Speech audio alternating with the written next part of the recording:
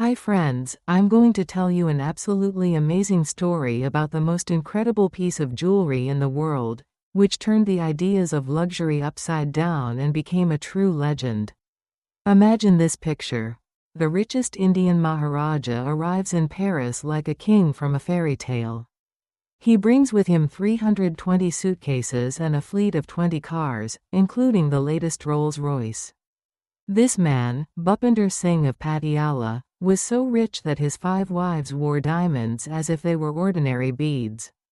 The Maharaja himself, following the traditions of India, adorned himself with jewelry from head to toe to demonstrate his power and wealth. And then one day this lover of luxury shows up at the famous Cartier jewelry house with an unusual order.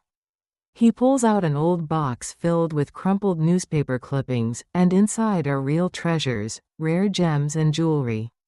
But guess what? The Maharaja declares, "I don't need this." Instead, he wants Cartier to create something completely new, modern and fantastically beautiful out of these jewels.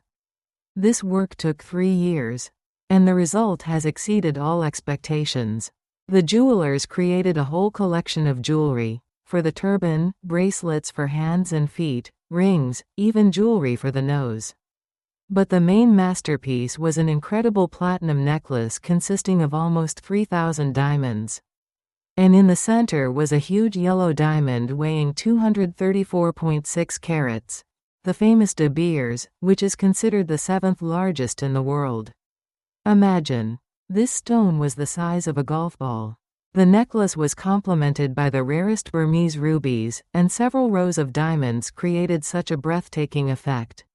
By the way, do you know how much effort was put into this work of art? Each stone was carefully selected and crafted to harmonize with the rest. This necklace brought Cartier worldwide fame as the king of gemstones. But the most interesting part begins next. After the death of the Maharaja, the fate of the necklace took a sharp turn. When Patiala became part of India in 1948 and then came under British rule, the necklace mysteriously disappeared. It was taken apart and the largest stones began to be sold individually. It was officially announced that the necklace had been stolen, but the truth only surfaced decades later. After 40 years, the same huge De Beers diamond suddenly appeared at a Sotheby's auction, where it was valued at $3 million. But the story does not end there. A few years later, a real miracle happened. One of Cartier's employees, who was working on the original collection of the Maharaja, accidentally discovered part of the necklace in the window of an antique store in London. Of course, the large stones were missing, and several rows of diamonds were missing, but Cartier immediately bought it back. It took several years to restore the necklace. The lost stones were replaced with artificial ones, but the result exceeded all expectations. Even in this form, the restored Patiala necklace is now valued at $30 million. Now this legendary masterpiece belongs to the Cartier Jewelry House and is occasionally shown at exhibitions. Can you imagine the effect of seeing such splendor with your own eyes? It's not just a piece of jewelry, it's a story of luxury, loss and rebirth. And do you know what amazes me the most? The way the fate of this necklace is intertwined with the history of entire countries and people.